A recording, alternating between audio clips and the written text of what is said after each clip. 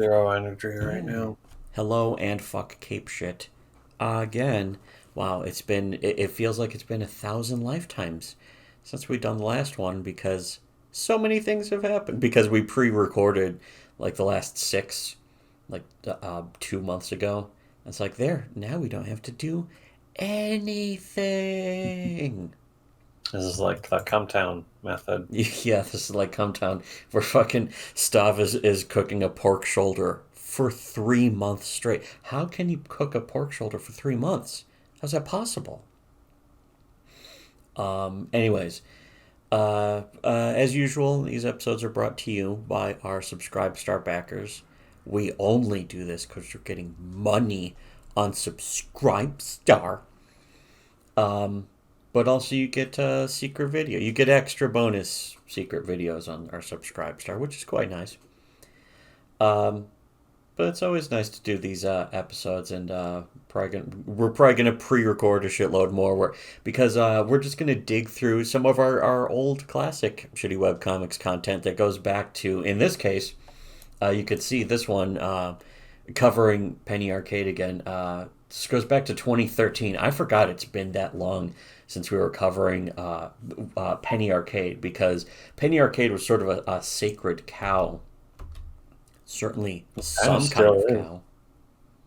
Some kind of cow. A gay cow. But so just sort of continuing off from reading some of our own old posts where they're so old I don't even remember who wrote them, if they're me or other people, and that kind of, like 2013, someone would just make a post, and if we added to it we would say, oh, this was by mod this and this. Anyways, um so in this comic from 2013 also, it's Pig like is saying he's playing Lara Croft Tomb Raider, some kind of Tomb Raider game, saying, "I'll light that brazier and pull it towards me, ignite the barricade that will scatter flaming debris." I can't believe that didn't work. And then fucking Bald says, "Can't you just jump to that ledge?" It should be in the fucking Garfield voice. "Can't you just jump to that ledge?" Oh, sure. Yeah, man. I don't think this is a puzzle room. And so I fucking post this saying, Adventures of We Gotta Meet This Deadline. 1. Describe a complex scenario involving Laura Croft. 2. Just draw a cheap ass little drawing of Laura Croft.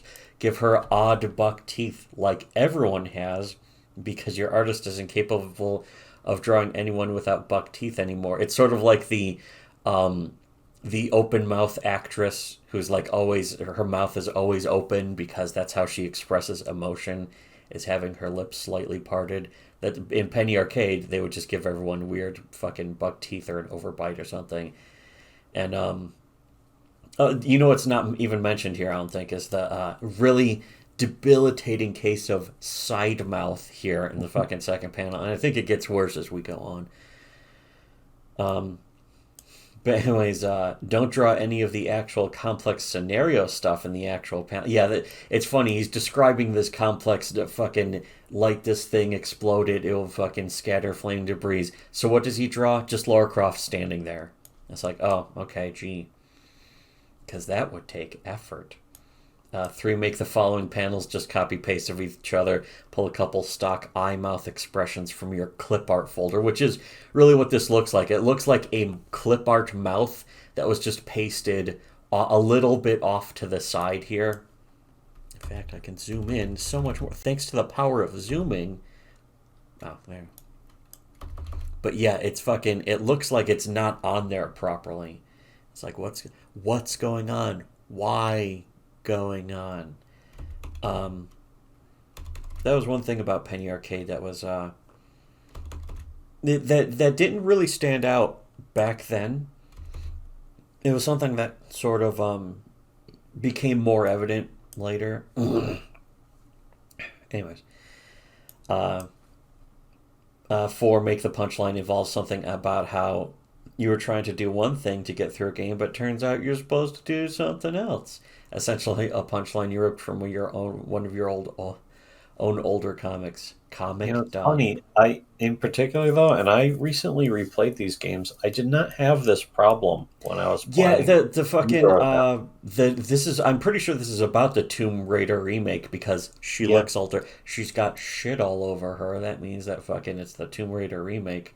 Her face is dirty, but those games were much more simplified. Well, not simplified with the puzzles. Like they would have a complex puzzle definitely. sometimes. Well, I mean, especially, and they're probably used to the fucking old games, which Yeah, the were old games just had a really mess. obtuse, ridiculous puzzles that didn't make sense and would have some kind of fucking elaborate bullshit going on. But they wouldn't let you do that much shit either. So it's like, whatever. Um, but yeah, the fucking I remember, yeah, Tomb Raider. It was a lot easier to play. The remake games are a lot easier to play, even though they don't have simplified In fact, puzzles. I had the opposite problem. It was usually the puzzle rooms. And it's like, okay, what am I even supposed to be doing? And eventually, I figured it out by just a lot of trial and error and wandering around in the room. Or try jumping, anyways. But there's also what they don't mention is the magic vision that lets you know what you can actually jump to, anyways. So it's like, what's going on with it? Who cares? But yeah, that was one of the problems that was sort of becoming obvious at this point is that they had to update on the schedule. So they had to go with what they couldn't just um, they couldn't refine their ideas. They had to fire off whatever ideas they had available, no matter what. It's like, They're okay, get it completely done. run out of fuel. They had no ideas left. Yeah, they had been the comic had been over 10 years. I think it had been approaching 15 years old by this point, old enough to impregnate. But the comic at this point was so old that here's another bizarre thing: is that okay? That one March 13th, 2013. That was the post, and then this post is March 22, 2013, and you can see the style doesn't match. They're off model. In fact, the middle panels, the first two panels, in fact, are off model from the last two panels. It looks like the last two panels are drawn by somebody else, or drawn by somebody who realized he never learned how to draw profiles before. But it looks like ghost art because the style is just off. It doesn't really fit. It doesn't really make sense anymore. Um, and this is where it was starting to become suspicious that they were just having ghost artists fill in for them. And it became more and more obvious because if you skip ahead another couple of years after this, you could see the art style doesn't even remotely match. And people will fucking simp hard. They'll be like, you can see they stream their drawing. It's them drawing. And it's like, fucking, I don't buy it. You can manufacture any false image just to convince people. I could fucking convince people that I'm fucking There's been a long history of internet artists being like stealing art or taking credit for other people's art, and especially when you got the money to pay an artist and then dedicate the time to pretending that you're doing the drawing or whatever the fuck. That doesn't mean that they didn't draw it themselves. I'm just saying the art style doesn't match and it's very suspicious and under suspicious circumstances, especially after they had taken guest comics that were credited by other artists that had a weird suspicious similarity to the art style, or some in a way where you can tell like art is drawn by a girl sometimes, where it has different features and aspects to it in to some extent. I think this one is definitely still drawn by Pig-like, but it's starting to look weird, and it doesn't match. You can tell. Mm. Or just pure laziness. Yeah, but anyways, in this comic though, it's Pig-like saying, "So marijuana is legal here now. Well, legal-ish. You can't own it. You can own it, but you can't grow, buy, or sell it. But if I found some like on the street, I could use it." And you should if you want to lose your fucking job. And so the question is Bald threatening to fire him through comic? Yeah, and Cool Mod says, Even if it's a hypothetical, he's definitely sounding like a total square or a middle schooler. Whoa, man, don't smoke that weed. There's sensors in the sewer that detect pot residue in your poop, then triangulate the poop back to your house, and you get arrested for 100 years, man. My big brother totally said so. Um, Also, yeah, here's another thing. From March 22nd, 2013. So this is only like these were all these posts were from around the same month. They're all posted in March. Um, Style is different again, especially yeah. yeah, this is where and I forget if we mentioned this. Their buck teeth are starting to turn into creepy singular scythes of fucking like just sharpened scythes that in this one in the third panel you can see the teeth are going outside of his head. In the fucking last panel, the buck teeth, the singular one buck tooth, it's like his teeth are he has two teeth in his head and they're both like curved blades, and it's just bizarre. It's kind of creepy to behold because first of all, a lot of it's out of laziness, but also he just draws pretty much everyone the same way, where everyone starts getting these weird curved blade double teeth. And I think we only started pointing that out later. Um, but yeah, this strip says, so wait, were you saying, what are you saying? I don't know what I'm saying. It was illegal, so I was really scared of it. But if it's legal, I do legal stuff all the time. How do you even get it, though? I'll just give you some. What? You have some? Are you writing dirty? It's possible, I guess. I don't actually know what that means. And again, this is where at this point they're like, well, we can't just do comics about video games every time now, can we? Um, but then also the title of these comics is The Emerald Dream, which sounds like a really pretentious, stupid way to reference smoking weed, but in reality, I think it's a reference to the World of Warcraft druids, which is a blatant bald-faced ripoff of Dungeons and Dragons or Bald some other face druid ripoff. shit. You might even say it's a combination of also a pig-faced ripoff. Big-faced ripoff. Way to make yourself look like the lower ranks, even for nerds. Although, so that horribly malformed, gigantic ultra tooth he draws every single character with still annoys me. But it wasn't.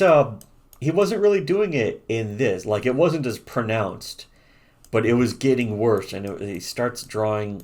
I have a feeling after we pointed out the giant scythe ultra tooth, he started getting really obnoxious with it, possibly from seeing our reviews, because these webcomic creators, I don't want to say like, oh, the big comic creators noticed our posts, but all of these comic creators are so insecure that they always end up seeing any negative fucking post about their fucking comics ever.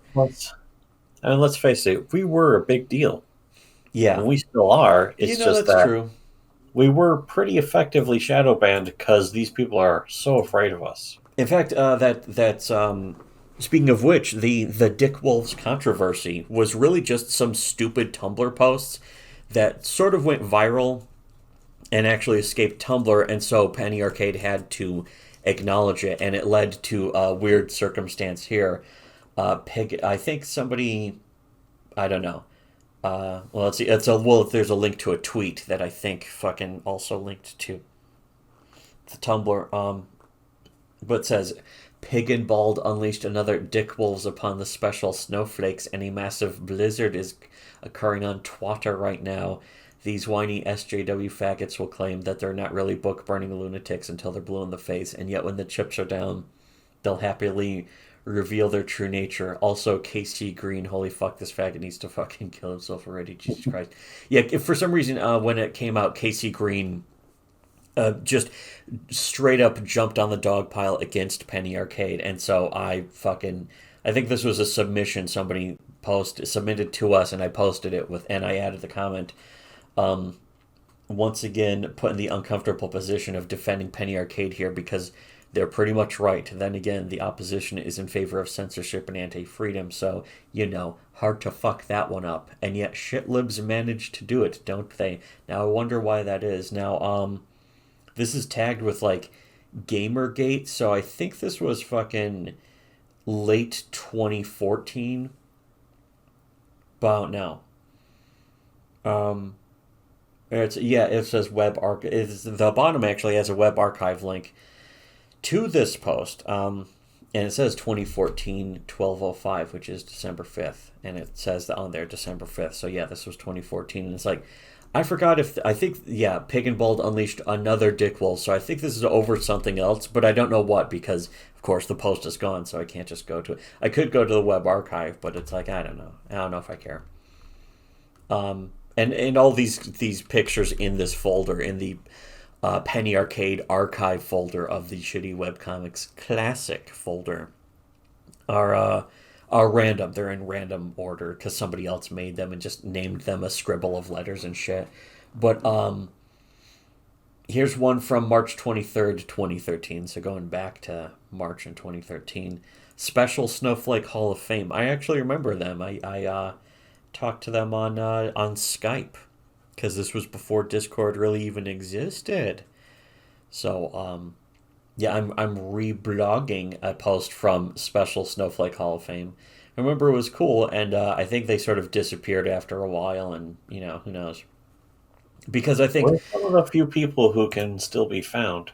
yeah, maybe I don't know, but I'm sure they fucking they got off Tumblr. I think they realized Tumblr was just a cesspit and fucking you Well, it know sure was, but that again, that's why we were there. yeah. Um, Anyways, they said, I'd feel like I accomplished something great if I could get 100 people to contact Anita Sarkeesian and show her this. And it's Penny Arcade post or comic saying, "Did you know there's a mode in Duke Nukem where you can slap a woman's bottom? Did you know there's a mode in Call of Duty where you can murder like 1 million people? It's called Call of Duty." And then he's looking at him like, yeah, yeah. Um, I feel like, oh, you know what? I think this is a submission to Special Snowflake Hall of Fame. So they submitted this to Snowflake, and they say that, and I feel like violence in video games is about as much of a non-issue as what she likes to rag on about. But if we're treating them like they actually matter, I'd say games where you kill all of the people are significantly more important non-issues. And Special Snowflake replies to that saying, "But patriarchal misogyny." And I reblogged it saying free content, except there's no bitching about the webcomic in this, but whatever.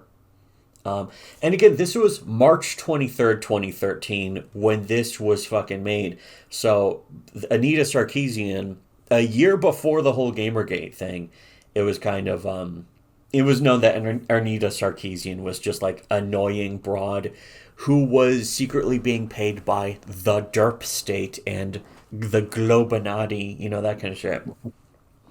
She actually was getting funding from like giant. I think some of it was in a way tax money, but she was getting funding from like actual billionaire like philanthropy groups and NGOs and shit that were made to fund sort of media propagandizing and brainwashing, and that came out after Gamergate sort of revealed all the connections with Silver String Media and Gawker and all this stuff. And I think it's interesting to note that again, this was all 2013. This was before all that came out. People were talking about how she was just full of shit, but we had to like everyone acted like they had to humor her, and we were like, after you go ahead and prove her wrong in an argument, but once you've proven her wrong, that's it. That's the end of it. You don't have to fucking talk about her anyway. Speaking of the stylistic and possible ghost artistry, here, May 15th, 2015, look at how different the art is in comparison. Now, you could say that's because Pig, changed his style this much, but it genuinely looks like a completely different artist is doing it because it's not just a different style. It's sort of it's like different, it's a different mode. It's a different operation. It's like fucking a program in Python versus a program in C plus whatever. It's like you can just taste the difference. You can taste it, but yeah, you can see it's just straight up looks like it's done by different artists. The fucking the coloring sort of doesn't exactly match. It has a different color scheme in a way. Um, the teeth aren't the fucking same teeth even. The noses are like fatter. They're supposed to be drawn in that same upturn style, but they're all pink noses now, and they're like in a weird. They don't. None of them match, but it's clear it's just somebody drawing like a fucking sort of a swooped line and then a big curve, and it's like there, that's a nose, and that's it. But yeah, again, it's like the eyebrows are thicker. It's just weird, and it looks like an artist drawing from a reference sheet of being like, okay, I'm going to draw him like this now. It's my comic. I'm drawing this. That's what it looks like, and so the comics about Witcher 3, the blah blah blah. Their portrayal of wyverns is quite frankly medieval, blah blah blah, and just whatever. But our post about it is pointing out Penny Arcade's ghost artist subcontracts ghost art duties to sub ghost artist. Blue shirt's head in the last panel. Uh, and yet another completely different, not even close to similar mouth style. I mean, that's only scratching the surface. Yeah, the mouth style is like, it's like going off the head mouth style, which is something that they kind of never did before, except what looked like on accident in one of the previous. I can't fucking go. I don't know why some people archived these into just giant screenshots, but whatever. Oh yeah, the fucking somebody anonymous asks, "What's this fucking Ferrari incident?" um, this is from June 31st, 2013. uh, it was a quote from an interview with them. There was some post where we made fun of them fucking their fucking Ferraris, and we would use that to make fun of Penny Arcade a lot on our blog until somebody asked what what does that mean. So I said it was a quote from an interview with them. I don't remember the quote verbatim, but it was something to do with how the jocks used to make fun of them and bully them in high school. Ooh. And, quote, now I drive a fucking Ferrari. Me and pals used to joke about how Bald was probably on the verge of driving his fucking Ferrari packed with dynamite into a high school football game and detonating the motherfucker while screaming fucking jocks before he sprays the crowd in ham like Michael Moore in Team America. This was also this was like sort of an early meme that we created about Penny Arcade. Sort of like the meme that you actually created about Jeff Jacks high-fiving a knife while drunk driving into a tree. Somebody accused him of high-fiving a knife. And that's where I had at least... Well, because he stabbed his hand. Jeff Jack stabbed his hand after criticism. It was after we started reviewing his comic, but also... apparently what was considered the inciting factor was that some fat broad was like, oh, it doesn't have good representation of fat broads. The fat girl in this is actually not very fat at all. She's very skinny. Are we just a prop to you? Or something like that. And Jeff Jack stabbed his hand because of that. I don't really buy it, to be honest. But I think it might have been a combination of those things where we were just not only savaging his comic, but Jerk was redrawing his comic to actually show how dynamic panel angles and perspectives could make were easy to do and could make the comic just fucking simple. And we said, as a result of that, it was pretty obvious he was just clip arting his art. And that got a lot of Penny Art fucking questionable content fans really offended and upset about it.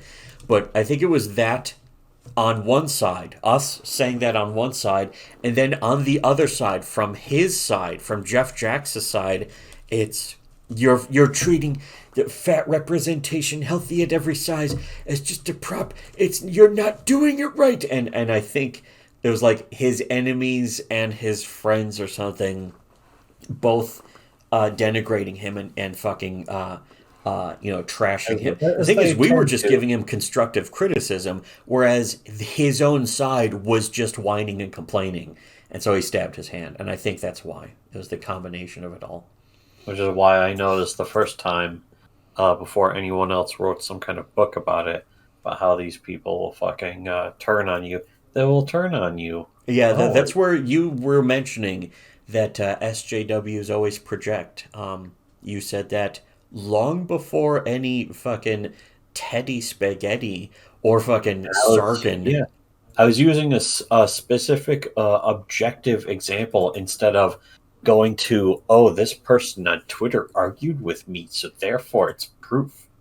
Oh yeah, which is what the Vox Day SJW's Always Lie, the Vox Day book was literally just about how he had a Twitter spat with some other sci-fi or SF artist or Yeah, I fucking author. went 80 pages trying to find him using like at least some kind of objective analysis or some kind of Or source multiple or just multiple example. examples and like sort of a historical a historical analysis of like it goes back to the Frankfurt School and that kind of shit. Like that's where the book should have started, or fucking maybe the after an introductory chapter, it would be like they got this way because the Frankfurt School infiltrated American academia and started brainwashing, that kind of shit, which is our blog. Fucking, we had submissions, people sending us posts and articles and links that were like, here's where all this started, with a fucking sort of post World War One and into World War Two and post World War Two with a fucking further infiltration of, sort of communist indoctrination and the whole Brezhnev thing and shit. And I was like, huh, that's interesting. I'm learning something too.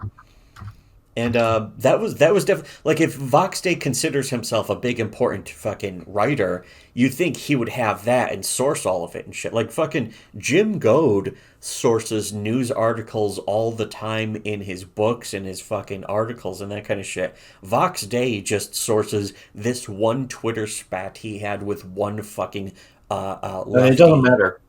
creator. Jim Goad was trained to be a journalist back in the day when it was supposed to be about, You think like Vox Day would be able to train himself? back. If Vox Day is such a fucking autodidact, you think he would have been able to train himself too? But clearly, no. And You you know don't what? even If have to if you're train gonna go yourself. out and say, "Hey, I'm just a fiction writer. I write fiction books. That's what I do." So when I'm writing a fucking real story or about a real thing, I can't go into that much detail about the global, it's not going to be fully sourced. It's just going to have my personal experiences and showing this and that, but it will still prove my point. And Vox Day still wasn't even good at that, and he was already like 50 or some shit by that point, or well into his 40s. Essentially, his entire book was just about how easily his feelings had been hurt. Yeah.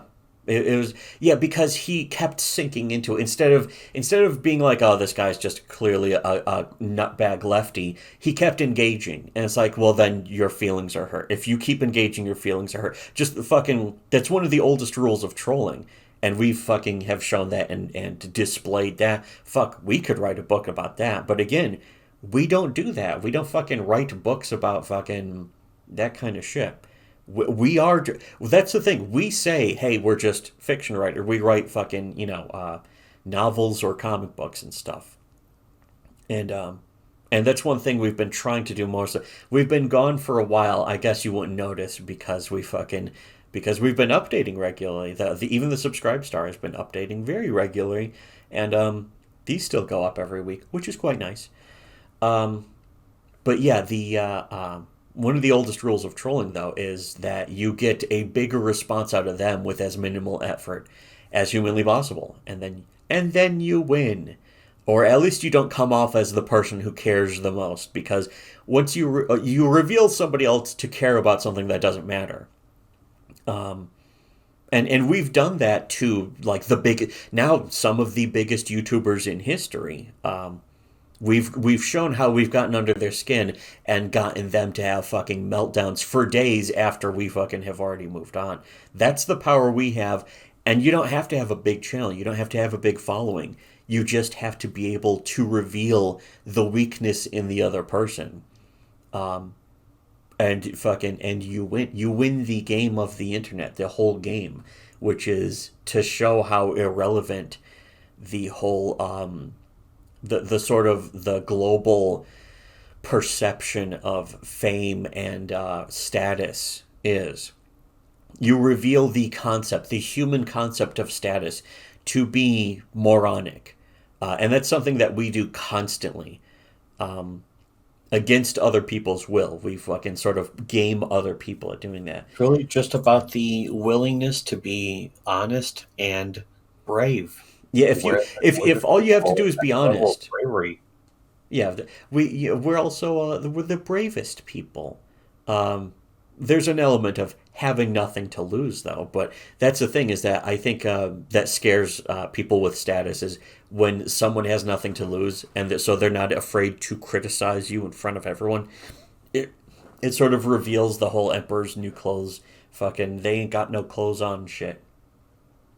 It's like because of course for a lot of these people also, their entire career basically revolves around e-celebrity fame. Yeah, they're famous just for being famous. Like the fucking that one intro to CSI Miami, famous for being famous. All eyes on every move, except the last. I was Yeah, also thinking about a certain comic book creator who does nothing but stream all day, every day, 5 hours of streaming, talking about boring shit, and and not just making their having nothing to comic. say about it. But wait, if they got 5 hours a day to stream, shouldn't they be working on their comic too? And they're Fucking making one page of their comic every 80 days, essentially. yeah, And they it's say like, every man, 4 days, but it would have been done last year in that case. how What much about that? worse could it And be? again, It would in only be worse if comparison, you told fucking me that they had made $1 million to make this comic. the guy made $1 million. Just like he's gonna make a jump to conclusions, Matt, next. I hope, and hopefully with the same outcome. But the and speaking of which, fucking Common America just announced that they put out 200 pages in one fucking year. Um, Tim and Yeah, they Margaret don't made take the 200 money pages up of front for comics that. in They just do this the year work alone. first. That's a lot of work. But also, even if they had only put out fucking half that, their comic would actually, the actual content would be better than something that's praised just for how it looks, which is again something that we had been talking about since all the way back to these times. But anyways, back to the whole fucking Ferrari thing where he drives his fucking Ferrari. Fucking Pig-like and Bald driving their fucking Ferrari packed with dynamite into a high school football game and detonating the motherfucker. Um, Also, there was the time Bald said in one of their pointless blog posts, and people took their Penny Arcade's blog post really seriously. They were like, "Did you see the blog post in Penny Arcade today?" And it's like, no, aren't they a webcomic? Who gives a shit? If they have something to say, isn't that what their fucking comic is for? But oh yeah, in one of their blog posts, in response to people claiming that Braid cost too much at $15 and it was perhaps $5 overpriced, his Bald's response was to shove $5 up your stupid asses. Braid, if you've forgotten, was a side-scroller knockoff of Prince of Persia: Sands of Time, but with way more pretentious shit in between levels. That was one of the most pretentious games ever. At least Western games. It was Until also Fez, of course, but extremely still. overrated. I played the game. Yeah, it It wasn't was that fun. all It right. was just like it was just a regular side scroller with like painterly art, and then fucking you could reverse time. And people were making the most pretentious reviews, being like, I start up the game, and then I hold down the reverse time button, and I try and go left, and nothing happens, and it goes to show you you can't go back. You just can't go back. And it's like, that's fucking this. I'm sure the game promotes that kind of fucking thinking too, because it starts at World 2, you see. There is no World 1. You can't go back to World 1. There is no go back. And it's just like fucking gay shit. And it doesn't mean anything. None of it, it's like the Metal Gear Solid games. It doesn't mean anything. It's not about anything. Metal Gear Solid 2 was not about anything. At best. Metal Gear Solid 3 was not about anything either. People pretend that it was, just like they did with Braid. But it wasn't about anything. Anyways, we avoid even mentioning the Dick Wolves controversy. And again, yeah, this was 2013, so it already happened by then. Because to me it was way overblown and another attempt at the I'm offended crowd before they were known as SJWs even, or the progressives, or most of that shit. We just called them the I'm offended crowd to get people to stop making jokes about things that they don't want people to make jokes about. But the way Pig and Bald handled it was still pretty stupid because they tried to act like they were edgy badasses in a comic that's based entirely on nerd humor. Yeah, that's another thing is that, yeah, Penny Arcade guys try to act like, yeah, we're just dangerous. We go there, man. And it's like, no, you don't. You're not dangerous. You're faggots. And that was always true. And this was from a couple of guys who were agoraphobes and used to post in their blogs about being afraid to even leave the house. They may have gotten over that, but they're nerds. They're always going to be nerds. This was the beginning of them mistaking themselves for rock stars who can just say fuck you to anyone who complains. They got kicked in the balls pretty hard, and they had it coming because a lot of it was their own fan base turning on them, which is what happens when your fan base grows large enough that you have to seriously consider that one of your statements or opinions is going to lose a large portion of them.